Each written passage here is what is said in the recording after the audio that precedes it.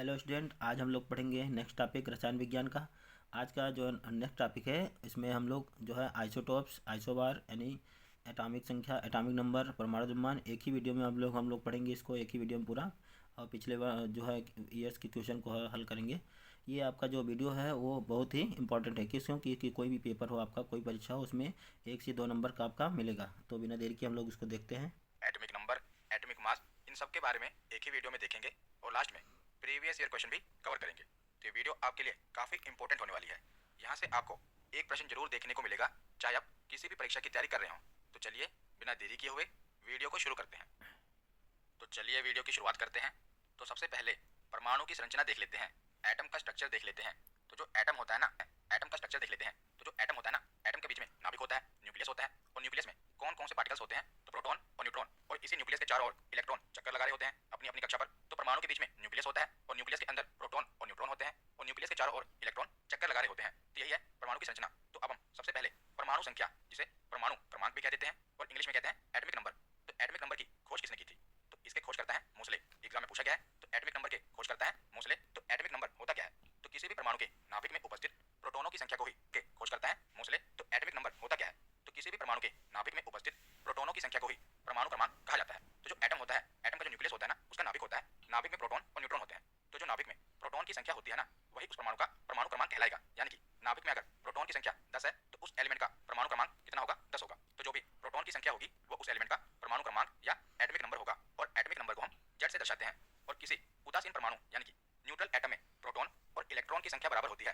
तो जो भी एटम होता है ना, एटम में नाभिक में प्रोटॉन और न्यूट्रॉन होते हैं और नाभिक के चारों ओर जो चक्कर लगा रहा है इलेक्ट्रॉन, इसकी संख्या और प्रोटॉन की संख्या बराबर होती है। तो जो उदासीन परमाणु है, न्यूट्रल एटम है, उसमें प्रोटॉन की संख्या और इलेक्ट्रॉन की संख्या बराबर होती है। प्रोटॉन के ऊपर पॉजिटिव चार्ज होता है और इलेक्ट्रॉन के ऊपर नेगेटिव चार्ज होता है। और जो न्यूट्रॉन है वो तो न्यूट्रल होता है। तो जितने प्रोटॉन होते हैं उतने ही इलेक्ट्रॉन होते हैं, यानी कि जितना पॉजिटिव है उतना ही नेगेटिव है। इसलिए परमाणु उदासीन होता है। तो परमाणु में जितनी प्रोटॉन की संख्या है उतने ही इलेक्ट्रॉन की संख्या है। इसका मतलब हम ये भी कह सकते हैं कि परमाणु में जो इलेक्ट्रॉन की संख्या होती है उसी को परमाणु क्रमांक कह सकते हैं। क्योंकि हमने पढ़ा कि जो परमाणु में प्रोटॉन की संख्या होती है उसे प्रोटॉन कहते हैं और जितने प्रोटॉन होते हैं उतने ही तो इलेक्ट्रॉन होते हैं। तो हम ऐसा कह सकते हैं कि इलेक्ट्रॉन की संख्या को ही परमाणु क्रमांक कहा जाता है। तो हम ये तभी कह सकते हैं जब परमाणु न्यूट्रल हो, यानी कि प्रोटॉन की संख्या और इलेक्ट्रॉन की संख्या बराबर हो। वैसे तो बराबर होती है, लेकिन जो इलेक्ट्रॉन है ना, ये आवारा कण है, यानी कि इसकी संख्या घटती बढ़ती रहती है। इसीलिए हमेशा प्रोटॉन की संख्या को ही एटॉमिक नंबर माना जाता है। इलेक्ट्रॉन की संख्या वैसे तो प्रोटॉन के बराबर होती है, लेकिन ये आवारा कण है, इसकी संख्या घटती बढ़ती रहती है। इसीलिए हम इलेक्ट्रॉन की संख्या से परमाणु क्रमांक नहीं निकालते। तो भले ही परमाणु में इलेक्ट्रॉन की संख्या प्रोटॉनों की संख्या के बराबर होती है, किंतु इलेक्ट्रॉन की संख्या को परमाणु क्रमांक नहीं कहते, क्योंकि इलेक्ट्रॉन घटता बढ़ता रहता है। आगे हम निकाल कर भी देखेंगे कि परमाणु क्रमांक निकाला कैसे जाता है। पहले एक बार हम पढ़ लेते हैं। आगे है परमाणु द्रव्यमान, जिसे परमाणु भार भी कहते हैं और इंग्लिश में एटॉमिक मास कहते हैं। तो किसी परमाणु के नाभिक में उपस्थित प्रोटॉनों एवं न्यूट्रॉनों की कुल संख्या के योग को उस परमाणु का द्रव्यमान कहा जाता है या द्रव्यमान संख्या भी कह देते हैं। और इसे ए से प्रदर्शित किया जाता है। तो जो एटम होता है ना, एटम के न्यूक्लियस के भार को ही परमाणु का भार कहा जाता है। तो न्यूक्लियस के अंदर प्रोटॉन और न्यूट्रॉन होते हैं, इसीलिए प्रोटॉन और न्यूट्रॉन की जो संख्या होती है ना, इसको जोड़ दिया जाए तो परमाणु भार निकल कर आ जाएगा। जैसे न्यूक्लियस के अंदर मान लो 10 प्रोटॉन है और 11 न्यूट्रॉन है, तो उसका परमाणु भार कितना होगा? तो 21 होगा। 10 और 11 को जोड़कर परमाणु भार निकल आएगा। तो परमाणु द्रव्यमान निकालने का सूत्र क्या है, फॉर्मूला क्या है? तो प्रोटॉन की संख्या प्लस न्यूट्रॉन की संख्या। और इसको हम ऐसे भी कह सकते हैं, क्योंकि प्रोटॉन की संख्या से ही परमाणु संख्या निकलती है, तो इसलिए परमाणु संख्या प्लस न्यूट्रॉन की संख्या भी परमाणु द्रव्यमान ही कहलाएगा। क्योंकि चाहे परमाणु संख्या कहो या प्रोटॉन की संख्या कहो, बात तो एक ही है ना। इसलिए परमाणु द्रव्यमान कैसे निकलता है? प्रोटॉन की संख्या में न्यूट्रॉन की संख्या को जोड़कर परमाणु द्रव्यमान निकलता है। तो इन सबको किस अल्फाबेट से दर्शाते हैं ये भी आपको पता होना चाहिए। तो परमाणु संख्या को जेड से दर्शाया जाता है, परमाणु द्रव्यमान को ए से दर्शाया जाता है, प्रोटॉन को पी से, न्यूट्रॉन को एन से और इलेक्ट्रॉन को ई से दर्शाया जाता है। जैसे परमाणु द्रव्यमान है तो इसे हम ए लिखेंगे। तो ए बराबर क्या होता है, यानी कि परमाणु द्रव्यमान बराबर क्या होता है? तो प्रोटॉन प्लस न्यूट्रॉन। तो इसका फॉर्मूला क्या हो गया? ए बराबर पी प्लस एन। तो ये फॉर्मूला एग्जाम में पूछ लिया जाता है। आपको तो बस कंसेप्ट याद होना चाहिए कि जो परमाणु द्रव्यमान है ये प्रोटॉन और न्यूट्रॉन को जोड़कर बनता है। तो ए बराबर पी प्लस एन और ए बराबर जेड प्लस एन भी लिख सकते हैं। क्यों लिख सकते हैं? क्योंकि प्रोटॉन की संख्या परमाणु संख्या के बराबर ही होती है। तो इसलिए परमाणु का द्रव्यमान परमाणु की संख्या जमा न्यूट्रॉन की संख्या। और तीसरा फॉर्मूला है एन, यानी कि न्यूट्रॉन की संख्या हम कैसे निकालेंगे? तो अगर हमें परमाणु का द्रव्यमान और परमाणु संख्या दी हुई है ना, तो हम न्यूट्रॉन की संख्या आसानी से निकालेंगे। कैसे निकालेंगे? क्योंकि जो परमाणु का द्रव्यमान होगा उसमें प्रोटॉन और न्यूट्रॉन दोनों होंगे। तो अगर हमारे पास परमाणु द्रव्यमान है, यानी कि प्रोटॉन प्लस न्यूट्रॉन है, और दूसरा परमाणु संख्या है, परमाणु संख्या मतलब प्रोटॉन की संख्या, तो परमाणु द्रव्यमान में से यानी कि प्रोटॉन प्लस न्यूट्रॉन में से अगर प्रोटॉन को घटा दें तो क्या बचेगा? जाहिर सी बात है न्यूट्रॉन ही बचेगा, क्योंकि हमने परमाणु द्रव्यमान में से प्रोटॉन प्लस न्यूट्रॉन में से प्रोटॉन को घटा दिया तो न्यूट्रॉन बचेगा। तो इसी प्रकार अगर हमें परमाणु द्रव्यमान और परमाणु संख्या पता है तो हम दोनों को घटाकर न्यूट्रॉन पता कर लेंगे। तो आगे हम देखते हैं कि परीक्षा में इसे प्रश्न बनता कैसे है। तो जैसे ये एलिमेंट है एल्यूमिनियम, तो एल्यूमिनियम के ऊपर आप देख रहे हैं 27 लिखा हुआ है और नीचे 13 लिखा हुआ है। तो इसका मतलब क्या है? तो जो एलिमेंट के ऊपर लिखा होता है ना उसे परमाणु भार कहते हैं, और एलिमेंट के नीचे जो लिखा होता है जैसे 13 है इसे परमाणु संख्या कहा जाएगा। तो जो भी एलिमेंट का नंबर होगा ना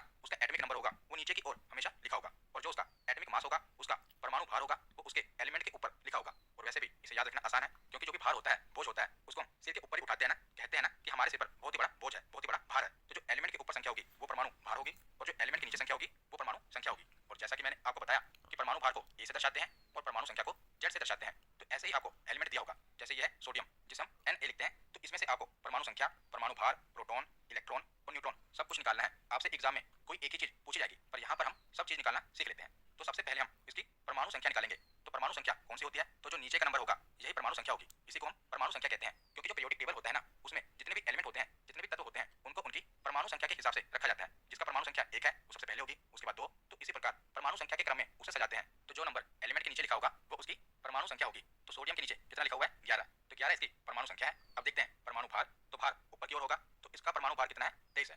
दो चीजें निकल गई। अब हम प्रोटॉन निकालते हैं। तो हमने शुरू में पढ़ा कि प्रोटॉन क्या होता है, तो परमाणु संख्या को ही प्रोटॉन कहा जाता है। Proton equal to atomic number, तो इसका एटॉमिक नंबर 11 है, तो प्रोटॉन की संख्या भी 11 होगी। और इलेक्ट्रॉन की संख्या कितनी होगी? तो जितनी प्रोटॉन की संख्या होती है उतनी ही इलेक्ट्रॉन की संख्या होती है। तो हम कह सकते हैं atomic number equal to proton equal to electron, यानी कि परमाणु संख्या बराबर प्रोटॉन बराबर इलेक्ट्रॉन, तीनों की संख्या एक समान होती है। तो इसमें इलेक्ट्रॉन की संख्या कितनी होगी? 11 होगी। तो इसमें सिर्फ एक ही चीज है जो हमें कैलकुलेट करके निकालनी पड़ती है, वो है न्यूट्रॉन। तो न्यूट्रॉन को कैसे निकाला जाता है? तो मैंने आपको बताया था कि परमाणु भार में से परमाणु संख्या को घटा दो, ऊपर से नीचे घटा दो, यानी कि 23 में से 11 घटा दो तो बचेगा 12, ये न्यूट्रॉन है। तो ऐसा क्यों किया? क्योंकि जो परमाणु भार होता है उसमें प्रोटॉन भी है और न्यूट्रॉन भी है, दोनों की वैल्यू है। और नीचे की ओर जो परमाणु संख्या है ये केवल प्रोटॉन की संख्या है। तो प्रोटॉन और न्यूट्रॉन की संख्या में से अगर हम प्रोटॉन की संख्या घटा दें तो क्या बचेगा? जाहिर सी बात है न्यूट्रॉन की संख्या ही बचेगी। इसीलिए एटॉमिक मास में से एटॉमिक नंबर घटाया जाता है न्यूट्रॉन की वैल्यू पता करने के लिए। तो इस तरह के क्वेश्चन एग्जाम में भर भर के पूछे जाते हैं, इसीलिए हम इसकी प्रैक्टिस कर लेते हैं। तो अगला एलिमेंट है कैल्शियम। तो इसमें भी आपको atomic number, atomic mass, proton, electron और न्यूट्रॉन सब निकालना है। तो एटॉमिक नंबर कितना होगा? तो जो नीचे की वैल्यू है 20, एटॉमिक मास कितना होगा? जो ऊपर की वैल्यू है 40, प्रोटॉन कितने होंगे? तो जो एटॉमिक नंबर है उतने प्रोटॉन होंगे और उतने ही इलेक्ट्रॉन होंगे। तो एटॉमिक नंबर कितना है? 20, तो प्रोटॉन भी 20 होंगे और इलेक्ट्रॉन भी 20 ही होंगे। अब हमें न्यूट्रॉन निकालना है। तो न्यूट्रॉन कैसे निकलेगा? एटॉमिक मास में से एटॉमिक नंबर घटा दो, न्यूट्रॉन निकल आएगा। तो ऊपर में से नीचे घटा दो, 40 में से 20 घटा दो तो बचा कितना? 20, तो 20 क्या है? न्यूट्रॉन है। जैसे अगला एलिमेंट है आर्गन। तो आर्गन का एटॉमिक नंबर कितना है? 18, एटॉमिक मास कितना है? जो ऊपर की वैल्यू है 40, प्रोटॉन कितने हैं? तो जितना एटॉमिक नंबर है उतना ही प्रोटॉन होगा और उतने ही इलेक्ट्रॉन होंगे। तो 18 प्रोटॉन है, 18 ही इलेक्ट्रॉन है। और न्यूट्रॉन कितने हैं? तो न्यूट्रॉन की वैल्यू कैसे निकलेगी? तो 40 में से 18 घटा दो, बचा कितना? 22, तो 22 क्या है? न्यूट्रॉन है। तो आशा करता हूँ आपको एलिमेंट में से उसकी परमाणु संख्या, परमाणु भार, प्रोटॉन, इलेक्ट्रॉन और न्यूट्रॉन निकालना आ गया होगा। तो आगे हम आयन के बारे में पढ़ते हैं। तो आयन क्या होता है? तो वैसे परमाणु जिसमें इलेक्ट्रॉन या तो कुछ निकल गया होता है या फिर बाहर से आगे होते हैं उन्हें आयन कहते हैं। हमने पढ़ा था ना कि जो इलेक्ट्रॉन है ये आवारा कण है, इनकी संख्या घटती बढ़ती रहती है। तो जो आयन है इस पर आवेश उपस्थित होता है, इस पर चार्ज उपस्थित होता है। तो इलेक्ट्रॉन के निकलने पर धन आवेश तथा इलेक्ट्रॉन के ग्रहण करने पर ऋण आवेश होता है। और आयन में परमाणु क्रमांक नहीं बदलता, किंतु इलेक्ट्रॉनों की संख्या बदल जाती है। तो मैं आपको आसान भाषा में समझाता हूँ कि ये ऐसा तब होता है जब अलग अलग तत्व के जो परमाणु हैं ये आपस में क्रिया करते हैं। तो उनमें क्या होता है? जो प्रोटॉन और न्यूट्रॉन है वो तो अंदर की ओर होते हैं, वो तो न्यूक्लियस में होते हैं, तो वो तो क्रिया करेंगे नहीं। लेकिन जो बाहर इलेक्ट्रॉन चक्कर लगा रहे होते हैं ये आपस में क्रिया करते हैं। या तो जो एटम का इलेक्ट्रॉन है वो उसे छोड़कर जाएगा या वो इलेक्ट्रॉन ग्रहण करेगा। दो ही केस होंगे, या तो इलेक्ट्रॉन आएगा या तो इलेक्ट्रॉन छोड़कर चला जाएगा। तो अगर इलेक्ट्रॉन छोड़कर चला जाएगा तो उसे धन आवेश कहेंगे। ऐसा क्यों कहेंगे आगे मैं आपको समझाऊंगा। तो अगर इलेक्ट्रॉन छोड़कर चला जाएगा तो धन आवेश कहेंगे, और अगर इलेक्ट्रॉन आएगा यानी कि इलेक्ट्रॉन के ग्रहण करने पर ऋण आवेश होता है। तो ऐसा करने में परमाणु का जो क्रमांक है वो तो नहीं बदलता, क्योंकि एटॉमिक नंबर क्यों नहीं चेंज होता? क्योंकि जो एटम का नंबर है वो तो प्रोटॉन पर डिपेंड करता है ना, तो प्रोटॉन की संख्या में कोई बदलाव हो नहीं रहा है, इसीलिए परमाणु क्रमांक नहीं बदलता। लेकिन जो इलेक्ट्रॉन की संख्या होती है ये बदल जाती है। इसीलिए मैंने आपको बताया था कि जो परमाणु क्रमांक है ये कभी भी इलेक्ट्रॉन की संख्या देखकर नहीं बताया जाता, क्योंकि इलेक्ट्रॉन की संख्या बदलती रहती है, क्योंकि इलेक्ट्रॉन की संख्या घटती बढ़ती रहती है। इसीलिए परमाणु क्रमांक हमेशा प्रोटॉन की संख्या को देखकर ही बताया जाता है। तो जैसे जो एटम का स्ट्रक्चर होता है उसका जो न्यूक्लियस होता है उसमें प्रोटॉन और न्यूट्रॉन होता है। तो प्रोटॉन के ऊपर पॉजिटिव चार्ज होता है, धन आवेश होता है, और जो न्यूट्रॉन होता है वो तो न्यूट्रल होता है, यानी उस पर कोई चार्ज नहीं होता। लेकिन जो इसके चारों ओर इलेक्ट्रॉन चक्कर लगा रहा होता है इसके ऊपर नेगेटिव चार्ज होता है। और हमने पढ़ा कि प्रोटॉन की संख्या इलेक्ट्रॉन की संख्या के बराबर होती है। तो जब प्रोटॉन की संख्या इलेक्ट्रॉन की संख्या के बराबर होगी तो उसे उदासीन परमाणु कहा जाएगा, न्यूट्रल एटम कहा जाएगा, क्योंकि इस पर कोई आवेश नहीं रहेगा। जितना पॉजिटिव है उतना ही नेगेटिव है, तो ये न्यूट्रल हो जाएगा। लेकिन अगर प्रोटॉन की संख्या इलेक्ट्रॉन की संख्या से ज्यादा होगी तो इसे धनायन कहा जाएगा। जैसे मान लीजिए जो सोडियम होता है, सोडियम का एटॉमिक नंबर कितना होता है? 11 होता है। तो 11 का मतलब क्या है कि उसमें प्रोटॉन की संख्या भी 11 है और इलेक्ट्रॉन की संख्या भी 11 है। तो इस समय तो वो न्यूट्रल है। लेकिन अगर इसमें से एक इलेक्ट्रॉन छोड़कर इसे चला जाए तो अब इसमें प्रोटॉन की संख्या तो 11 रहेगी, लेकिन इलेक्ट्रॉन की संख्या कितनी हो जाएगी? 10 हो जाएगी, क्योंकि एक इलेक्ट्रॉन छोड़कर चला गया तो इलेक्ट्रॉन की संख्या 10 हो गई। तो अब इसमें पॉजिटिव चार्ज बढ़ जाएगा ना, क्योंकि प्रोटॉन के ऊपर पॉजिटिव चार्ज होता है और इलेक्ट्रॉन के ऊपर नेगेटिव चार्ज होता है। तो एक इलेक्ट्रॉन छोड़कर चला गया तो क्या होगा? पॉजिटिव चार्ज बढ़ जाएगा, इसीलिए इसे धन आयन कहते हैं। और तीसरा केस क्या है? जब इलेक्ट्रॉन की संख्या प्रोटॉन की संख्या से ज्यादा हो जाए, यानी कि जैसे मान लीजिए किसी एलिमेंट में 11 प्रोटॉन है लेकिन इलेक्ट्रॉन 12 हो गए, यानी कि एक इलेक्ट्रॉन उसने ग्रहण कर लिया। तो अब क्या होगा? इलेक्ट्रॉन के ऊपर तो नेगेटिव चार्ज होता है, तो नेगेटिव चार्ज की संख्या बढ़ गई ना, तो इसे ऋण ऋण यानी कि नेगेटिव ऋणायन कहेंगे, और धन यानी कि पॉजिटिव। जब प्रोटॉन की संख्या ज्यादा हो तो धनायन, और जब इलेक्ट्रॉन की संख्या ज्यादा हो तो ऋणायन। तो अब हम तीनों केस को एक एक बार इसे सम निकाल कर देखते हैं। तो पहला केस क्या है? उदासीन परमाणु के लिए ये तो आसान है, जैसे हम पहले सम निकालते आए हैं वैसे सेम होगा। जैसे यूरेनियम, यूरेनियम का जो एटॉमिक नंबर होता है 92 है, एटॉमिक मास कितना होता है?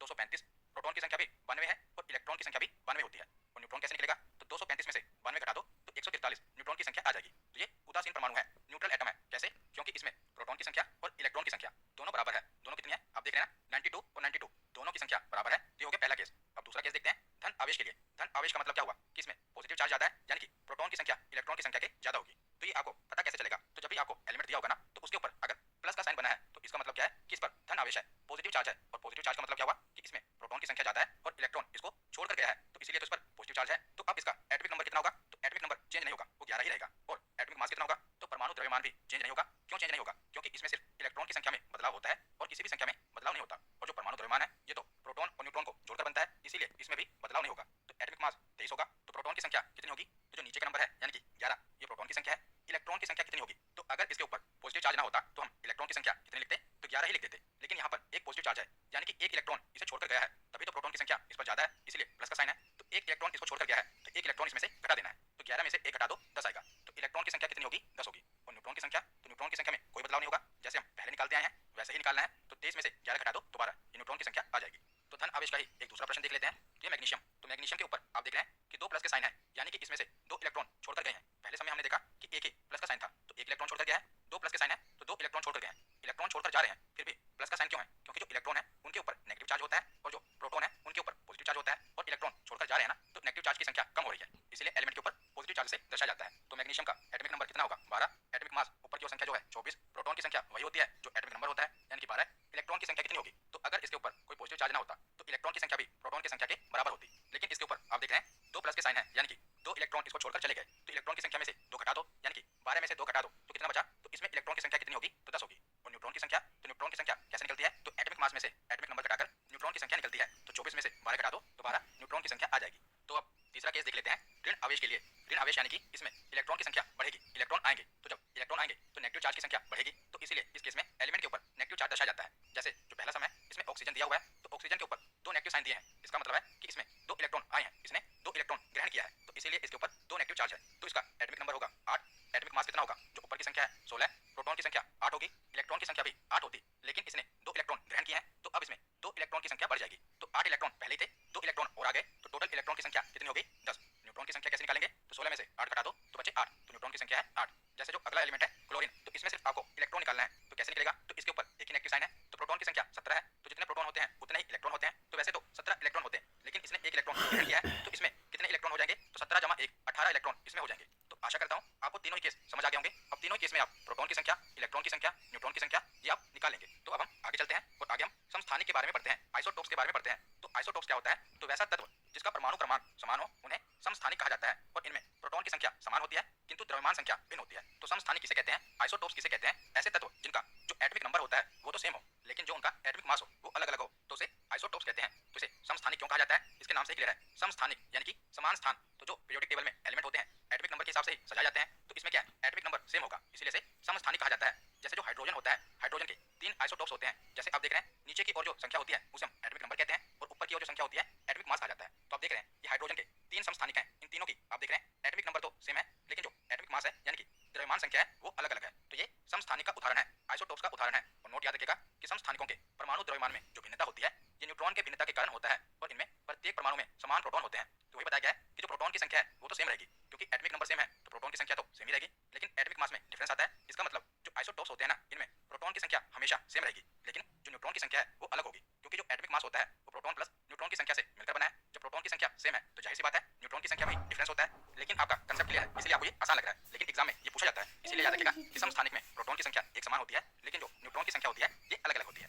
जैसे मैंने आपको बताया कि हाइड्रोजन के 3 समस्थानिक होते हैं। पहले को कहते हैं प्रोटियम, जिसका एटॉमिक मास 1 होता है उसे प्रोटियम कहते हैं। जिसका एटॉमिक मास 2 होता है उसे ड्यूटेरियम कहते हैं। जिस हाइड्रोजन का एटॉमिक मास 3 होता है उसे ट्राइटियम कहते हैं। इन तीनों का एटॉमिक नंबर तो एक ही होगा, तभी तो ये समस्थानिक कहलाएंगे, लेकिन इनका एटॉमिक मास अलग अलग होगा। अगर एक है तो प्रोटियम, 2 है तो ड्यूटेरियम और 3 है तो ट्राइटियम। तो पहले केस में क्या होगा कि न्यूट्रॉन 0 होगा। 0 कैसे होगा? क्योंकि जो न्यूट्रॉन है वो एटॉमिक मास में से एटॉमिक नंबर घटाकर निकलता है, तो इसका एटॉमिक मास 1 है और एटॉमिक नंबर भी 1 है, तो 1 में से 1 घटाएं तो 0 ही बचेगा। तो प्रोटियम के केस में जो न्यूट्रॉन होता है 0 होता है, ड्यूटेरियम के केस में 2 में से 1 घटाएंगे तो 1 न्यूट्रॉन आएगा, और ट्राइटेरियम के केस में 3 में से 1 घटाएंगे तो 2 न्यूट्रॉन आएगा। तो ये हाइड्रोजन के 3 समस्थानिक होते हैं। तो जो समस्थानिक होते हैं आइसोटोप्स होते हैं, इनका उपयोग क्या होता है? तो इनके कई सारे उपयोग होते हैं। जैसे जो कार्बन का समस्थानिक है कार्बन 14, इसका उपयोग जो फोसिल्स होते हैं, जीवाश्म होते हैं, उनकी उम्र का पता लगाने में किया जाता है। दूसरा इसका फायदा क्या है कि यूरेनियम का जो समस्थानिक होता है यूरेनियम 235, इसका उपयोग परमाणु भट्टी में ईंधन के रूप में किया जाता है। ये सभी उपयोग आपको याद रखने हैं कि कार्बन 14 का उपयोग फोसिल्स की उम्र पता लगाने में किया जाता है, यूरेनियम 235 का उपयोग परमाणु भट्टी में ईंधन के रूप में किया जाता है। ये तो बहुत बार एग्जाम में पूछा गया है, इसी से तो बिजली बनती है, परमाणु भट्टी में इसी को ईंधन के रूप में उपयोग किया जाता है। तीसरा इसका फायदा है कि आयोडीन के समस्थानिक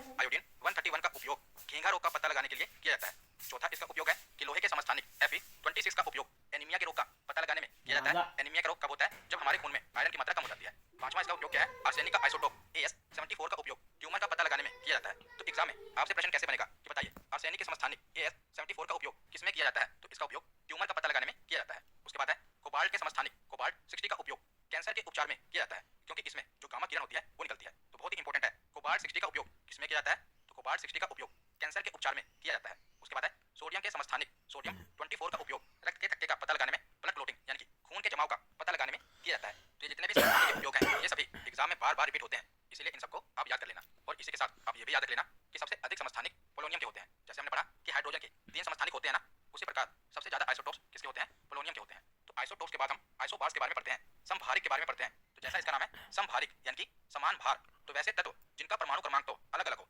लेकिन परमाणु भार समान हो उन्हें समभारिक कहा जाएगा। पहले केस में हमने पढ़ा था समस्थानिक, जिसमें क्या था कि जो एटॉमिक मास था वो अलग अलग था लेकिन एटॉमिक नंबर सेम था। समभारिक में क्या है कि जो एटॉमिक नंबर है ये अलग अलग है लेकिन एटॉमिक मास सेम होगा।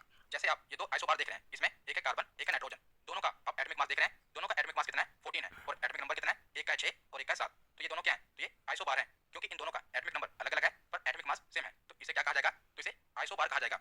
जैसे दूसरा उदाहरण है ऑर्गन और कैल्शियम का। इन दोनों आइसोबार में आप क्या देख रहे हैं कि दोनों का जो एटॉमिक मास है वो 40 है लेकिन एटॉमिक नंबर अलग अलग है। तो मैंने आपको बताया कि अगर एटॉमिक नंबर अलग अलग हो और एटॉमिक मास सेम हो तो किसका उदाहरण होगा? तो आइसोबार का उदाहरण होगा। तो हमने आइसोटोप पढ़ लिया, आइसोबार पढ़ लिया। इसी प्रकार एक है आइसोटोन्स। तो आइसोटोन्स में क्या होता है? इसे हिंदी में कहते हैं समन्यूट्रॉनिक। तो हिंदी में पढ़ के तो आपको आसानी से समझ आ जाएगा, लेकिन एग्जाम में क्या होता है कि एग्जाम में चाहे हिंदी मीडियम हो चाहे इंग्लिश मीडियम हो, एग्जामिनर क्या करता है कि इसी का जो इंग्लिश नेम होता है ना उसी को हिंदी में ट्रांसलेट कर देता है। आइसोटोप को हिंदी में भी आइसोटोप ही लिख देता है, आइसोबार को आइसोबार। इसलिए आपको इसका हिंदी और इंग्लिश नेम दोनों पता होना चाहिए। तो समन्यूट्रॉनिक को कहते हैं आइसोटोन्स। तो इसमें क्या होगा? तो वैसे तत्व जिनके नाभिक में न्यूट्रॉनों की संख्या समान होती है वो समन्यूट्रॉनिक कहलाते हैं। तो इसका नाम ही है समन्यूट्रॉनिक। तो जिसमें न्यूट्रॉनों की संख्या समान हो उसे समन्यूट्रॉनिक कहा जाएगा। जैसे आप पहला उदाहरण देख रहे हैं कार्बन और ऑक्सीजन का, तो ये आइसोटोन्स के उदाहरण है। कैसे न्यूट्रॉन कैसे निकाला जाता है? तो न्यूट्रॉन निकालने का तरीका मैंने आपको बताया था कि एटॉमिक मास में से एटॉमिक नंबर घटा दो न्यूट्रॉन निकल आएगा, यानी कि ऊपर की संख्या में से नीचे की संख्या घटा दो तो न्यूट्रॉन निकल आएगा। तो जैसे जो कार्बन है इसका एटॉमिक मास 14 दिया हुआ है, एटॉमिक नंबर 6 है, तो 14 में से 6 घटाए 8 आ गया, तो इसका न्यूट्रॉन 8 है। और दूसरा जो ऑक्सीजन है इसका एटॉमिक मास 16 है और एटॉमिक नंबर 8 है, तो 16 में से 8 घटाओ तो इसमें भी न्यूट्रॉन कितना आएगा? तो 8।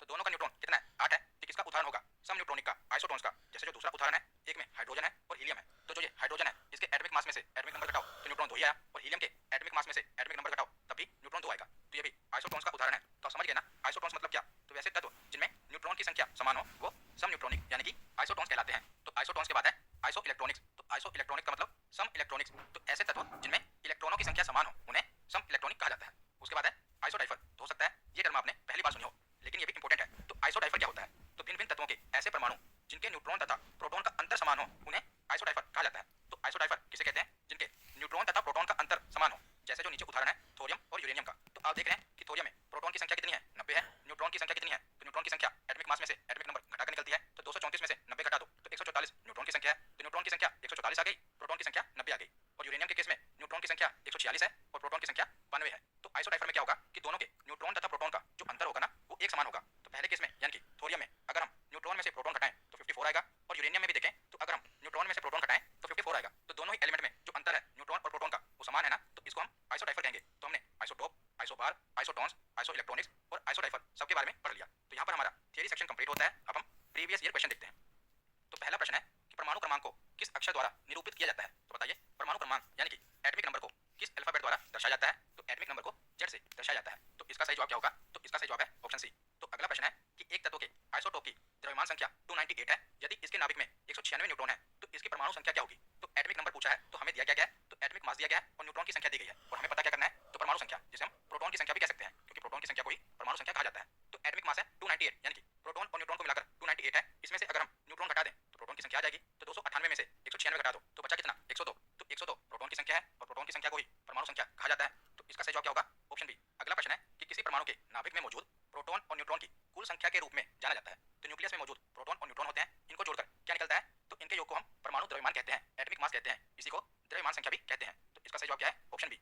तो अगला प्रश्न है कि किसी तत्व का परमाणु क्रमांक नाभिक में मौजूद डैश की संख्या के बराबर होता है। तो न्यूक्लियस में मौजूद किसकी संख्या के बराबर एटॉमिक नंबर होता है?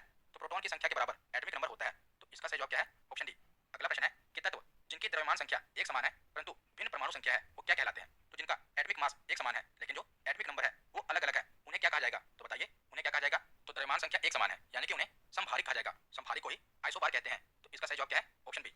अगला प्रश्न है कि डैश की संख्या परमाणु की द्रव्यमान संख्या और क्रमांक के अंतर के बराबर होता है। तो हमें पता है कि अगर हम परमाणु के द्रव्यमान में से परमाणु का क्रम घटा दें तो क्या निकलेगा, तो हमें न्यूट्रॉन की संख्या पता चलती है। अगला प्रश्न है कि एक तत्व का परमाणु भार W से दर्शाया गया है और परमाणु संख्या को N से दर्शाया गया है, तो इस परमाणु के केंद्र में प्रोटॉन की संख्या कितनी होगी। तो बताइए परमाणु के केंद्र में प्रोटॉन की संख्या कितनी होगी। तो प्रोटॉन की संख्या वही होती है जो परमाणु संख्या होती है, जो परमाणु क्रमांक होता है। तो इसमें परमाणु क्रमांक को N से दर्शाया गया है, तो प्रोटॉन की संख्या भी कितनी होगी, N होगी। तो इसका सही जवाब क्या है, ऑप्शन ए। अगला प्रश्न है कि इलेक्ट्रॉनों की समान संख्या वाले परमाणु या अणु होते हैं, तो जिनमें इलेक्ट्रॉन की संख्या समान होती है उन्हें क्या कहा जाता है, तो उन्हें आइसो इलेक्ट्रॉनिक कहा जाता है। तो इसका सही जवाब क्या होगा, ऑप्शन सी। तो अगला प्रश्न है कि फ्लोरीन में आपको न्यूट्रॉन, प्रोटॉन और इलेक्ट्रॉन की संख्या बतानी है। तो सबसे पहले देखते हैं प्रोटॉन की संख्या। तो प्रोटॉन की संख्या वही है जो नीचे वाली संख्या है, यानी कि प्रोटॉन होगा 9। तो जितने प्रोटॉन होते हैं उतने ही इलेक्ट्रॉन होते हैं, क्योंकि इसके ऊपर हमें कोई चार्ज नहीं दिख रहा, यानी कि प्लस या माइनस का साइन नहीं दिख रहा, इसीलिए जितने प्रोटॉन है उतने ही इलेक्ट्रॉन होंगे। तो इसमें 9 प्रोटॉन है तो 9 ही इलेक्ट्रॉन होंगे। और न्यूट्रॉन कैसे निकलेगा, तो ऊपर वाली संख्या में से नीचे वाली संख्या घटा दो, तो 19 में से 9 घटा दो, कितना बचा, 10 बचा। तो 9 प्रोटॉन होंगे, 9 इलेक्ट्रॉन होंगे और 10 न्यूट्रॉन होंगे। तो इसका सही जवाब कौन सा होगा, तो ऑप्शन सी इसका सही जवाब है। अगला प्रश्न है कि परमाणु में उपस्थित इलेक्ट्रॉनों की संख्या के बराबर होती है। तो इलेक्ट्रॉनों की संख्या किसके बराबर होती है, तो प्रोटॉन की संख्या के बराबर होती है। और प्रोटॉन की संख्या को ही एटॉमिक नंबर कहते हैं, यानी कि परमाणु क्रमांक कहते हैं। तो इसका सही जवाब क्या होगा, ऑप्शन बी, परमाणु क्रमांक के बराबर ही इलेक्ट्रॉनों की संख्या होती है। तो ऑप्शन बी इसका सही जवाब है। तो अगला प्रश्न है कि एक परमाणु की परमाणु संख्या क्या होती है जिसमें 10 प्रोटॉन और 11 न्यूट्रॉन होते हैं। तो एटॉमिक नंबर आपको बताना है। तो एटॉमिक नंबर कैसे निकलेगा, तो जितनी प्रोटॉन की संख्या है वही उसका परमाणु संख्या होगी। तो इसमें 10 प्रोटॉन है तो परमाणु संख्या भी 10 होगी। तो इसका सही जवाब है ऑप्शन बी।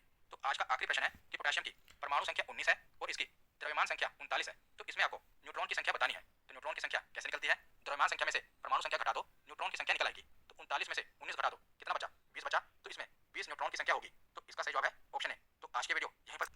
हेलो स्टूडेंट, अभी हम लोग एटॉमिक मास और उसके ट्रिक देख लेते हैं थोड़ा सा। जो है ट्रिक के माध्यम से जितने भी जो तत्व हैं उनके जो इलेक्ट्रॉनिक मास कैसे निकाले जाते हैं, उनका एटॉमिक नंबर कैसे निकाला जाता है, तो हम लोग थोड़ा सा देख लेते हैं इसको। ट्रिक देखेंगे, इसके बाद हम एटॉमिक नंबर की ट्रिक देखेंगे, इसलिए वीडियो आप एंड तक देखिएगा। पहले एटॉमिक मास की ट्रिक देखते हैं। देखिए इस वीडियो में हम 1 से लेकर 30 मतलब कि 30 तक जो एलिमेंट होते हैं ना उनकी ट्रिक देखेंगे, एटॉमिक मास के भी और एटॉमिक नंबर के भी। तो आप देंगे बाकी का क्या करना है। तो देखिए अगर आपको एग्जाम में नंबर अच्छे लाने ना, वैसे टोटल कितने एलिमेंट है, 118 एलिमेंट है, लेकिन आपको 30 तक के एलिमेंट, 30 एलिमेंट के परमाणु संख्या और परमाणु द्रव्यमान याद रखने हैं। ये होता है स्मार्ट वर्क। बीच में और भी कुछ एलिमेंट्स होंगे जिनके एटॉमिक नंबर और एटॉमिक मास इंपॉर्टेंट है, लेकिन वो ज्यादा नहीं है, वो कुछ ही है। वो आप सम सोल्व करते करते यानी कि न्यूमेरिकल क्वेश्चन करते करते आपको याद हो जाएंगे। पर नॉर्मली आपको 30 तक एलिमेंट याद होने चाहिए। कहा जाता है ना कि 20 से 25 तक बाहर याद कर लो, बाकी बाहर याद करके क्या करोगे। उसी तरह 30 तक के जो एलिमेंट्स हैं उनके एटॉमिक मास और एटॉमिक नंबर आपको याद होने चाहिए। बाकी आपको याद नहीं करने, कुछ इंपॉर्टेंट है उसके लिए, बाकी को तो नहीं छोड़ना आपको। मतलब कि 118 आप याद करने बैठ गए तो जो इंपॉर्टेंट है वो भी याद नहीं होंगे। स्मार्ट वर्क ये है कि 30 तक के एलिमेंट के एटॉमिक नंबर और एटॉमिक मास आपको याद होने चाहिए। और चिंता मत करिए, आज की वीडियो में आपको 30 तक याद हो जाएंगे, ये मेरी गारंटी है। बस आपको वीडियो को एंड तक देखना है। पहले इसको इरेज कर देते हैं। तो आपको ये तो पता ही होगा ना कि परमाणु संख्या और परमाणु द्रव्यमान है क्या। अगर आपको नहीं पता तो आप वीडियो देख लेना, मैंने वीडियो बना रखी है परमाणु संरचना के ऊपर, डिटेल में वीडियो बना रखी है। हर तरफ नाभिक के चारों तो बीच में जो प्रोटॉन प्लस न्यूट्रॉन होते हैं ना, इन्हीं के योग को, इन्हीं दोनों की संख्या को अगर प्लस कर दिया जाए तो परमाणु भार आ जाता है, एटॉमिक मास आ जाता है। लेकिन केवल प्रोटॉन की संख्या जो होती है उसे एटॉमिक नंबर कहते हैं, परमाणु संख्या कहते हैं।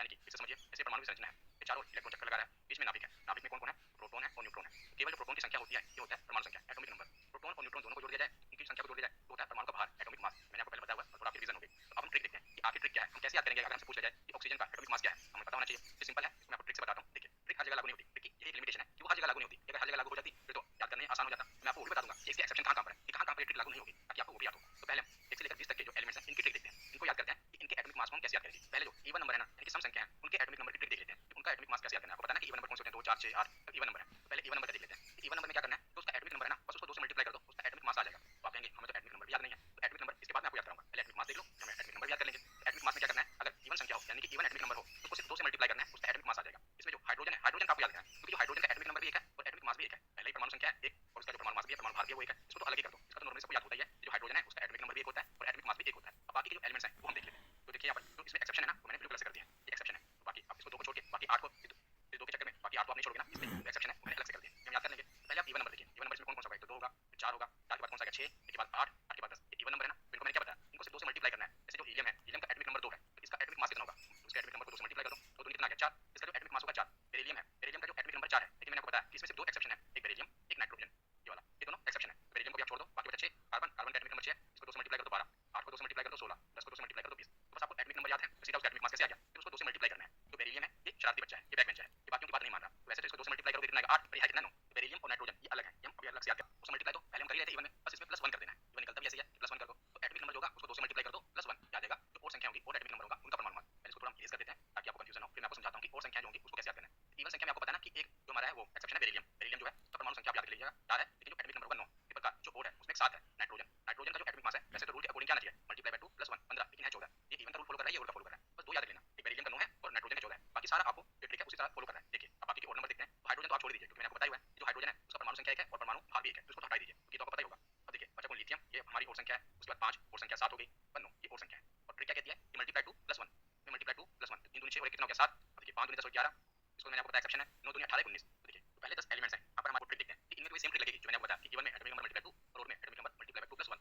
तो पहले हम कौन सा देखें? पहले ओड वाला देख लेते हैं। 11 से शुरू कर लेते हैं। 11, 13, 15, 17 और 19। ये आपको पता है ना, ये विषम संख्याएं हैं। 11, 13, 15, 17, 19। तो विषम संख्याओं का रूल क्या है? इनको 2 से मल्टीप्लाई करना है और +1 करना है। तो देखिए 11 दूनी कितना होता है? 22, 22 जमा 1 23, 13 दूनी 26, 26 जमा 1 27, 15 दूनी 30, 30 जमा 1 31, 19 दूना 38, 38 से 39। हमने छोड़ा कौन सा? एक ये एक्सेप्शन भी नहीं है। 17 दूनी कितना होता है? 34, और 34 में एक आप जोड़ोगे कितना आएगा? 35। लेकिन जो इसका एटॉमिक मास है कितना? 35.5 है। और ये नॉर्मली बच्चों को याद ही होता है क्योंकि क्लोरीन इतनी बार आता है ना, ये हमें याद रट ही जाता है कि 35.5 है। कोई ट्रिक लगाने की जरूरत कौन कौन से हैं? 12, 14, 16, 18 और 20। इनकी ट्रिक क्या है? किसी का 2 से मल्टीप्लाई करना है। 12 दूनी कितने होते हैं? 24, 14 दूनी कितने होते हैं? 28, 16 दूनी कितने होते हैं? 32। ये एक्सेप्शन है। 20 दूनी कितना होता है? 40। तो इसमें केवल एक ही शरारती बच्चा है, वो है आर्गन। क्लोरीन तो आपको मैंने बता दिया, जो ट्रिक फॉलो कर ही रहा है, बस 5 ऐड हो रहा है, 5 ऐड हो रहा है। बाकी आप इतनी बार को कर भी लोगे क्या आपको याद रहेगा। इसमें एक शरारती बच्चा निकल के आ रहा है, आर्गन। आर्गन बात नहीं मान रहा है। इसका कितना है? तो वैसे होना चाहिए 18 दूनी कितना? 36, लेकिन है 40। याद रखिएगा इसका जो एटॉमिक मास है 40। तो अब आप 20 तक एलिमेंट्स हैं, इनका देखते हैं कि इनमें क्या ट्रिक फॉलो हो रही है। तो देखिए यहाँ पर क्या था कि इवन नंबर अगर होगा तो कितना होगा? मल्टीप्लाई होगा 2 से, और ओड नंबर होगा तो मल्टीप्लाई बाय 2 + 1। ये था ना रूल। तो यहाँ पर क्या हो रहा है कि अगर इवन है तो मल्टीप्लाई बाय 2 + 4, क्योंकि 4 भी इवन नंबर है और जो ओड है उसमें 5 आ जाएगा। मल्टीप्लाई बाय 2 + 5, ये ओड का होगा। तो आप ये देख लीजिए कि इवन में क्या है? Multiply by 2 + 4। आप इसको ऐसे याद रखना। देखिए जो 1 से 20 है उसमें क्या था? मल्टीप्लाई बाय 2, और ओड में क्या था? Multiply by 2 + 1। तो ये भी एक क्या है? ओड संख्या होती है ना, तो इधर भी जो ओड होगा उसमें भी ओड संख्या ही आएगी। तो मल्टीप्लाई बाय 2 + 5 होगा, यहाँ पर 5 आएगा। और जो इवन है उसमें इवन संख्या ही आएगी। मल्टीप्लाई बाय 2 प्लस कितना होगा? 4, यहाँ पर 4, यहाँ पर 5, यानी इवन के साथ इवन नंबर ही होगा, ओड के साथ ओड नंबर ही होगा। तो इसमें जो एक्सेप्शन थी ना, मैंने उसका भी जुगाड़ निकाल लिया। तो एक्सेप्शन थी क्या है कि अगर जो 7 के टेबल पे आएगा, जैसे 2 ही एलिमेंट आ रहे हैं, एक 21 है और एक 28 है, ये तो एक्सेप्शन बन रही है। लेकिन ये 7 के टेबल पर आ रही है, हाला फॉर रीजन। तो इसमें क्या है? इसमें ट्रिक लग रही है मल्टीप्लाई बाय 2 + 3। देखिए लाइन सर बन रहा है एक में, multiply by 2 + 3, multiply by 2 + 4, multiply by 2 + 5, 3 4 5। जो 7 के टेबल पर आ रही है, क्योंकि शुरुआत 21 से हो रही है, तो पहले 3 आ जाएगा, बाद 4 आएगा, बाद 5 आएगा। ये इसकी एक्सेप्शन बन रही थी। मैंने सोचा एक्सेप्शन बन रही है, पर 7 के टेबल में आ रहा है तो 7, और बाकी पूरा देखेंगे। इसमें 7 के टेबल में कुछ नहीं आएगा, ये आएगा, ये 21 आएगा और एक 28 आएगा। बाकी 7 के टेबल में कुछ नहीं आएगा। जो 7 के टेबल में एटॉमिक नंबर आएगा, 20 बाकी आगे इवन 4, 5, बाकी 2 से मल्टीप्लाई तीनों में होना है। तो एक हिसाब से मैच हो रही है। तो देखिए पहले 7 वाले देख लेते हैं। तो इसका ट्रिक क्या है? मल्टीप्लाई करना है 2 से +3, इसमें मल्टीप्लाई 2 से +3। तो देखिए 28 दूनी 56, 56 में 3 ऐड करो कितना होगा? 59, 59, 21 दूनी 42, 42 में 3 ऐड करो 45। ये तो हो गया 7 वाला हो गया। तो देखते हैं इवन नंबर। तो इवन नंबर कौन-कौन से हैं? आप देखिए सब संख्या कौन-कौन सी हैं? एक तो 22, 22 के बाद कौन सी होगी? 24, 24 के बाद 26, 28 तो 7 के टेबल में आ रही है, और 30, 30 ना। इसमें क्या है? इवन में क्या है?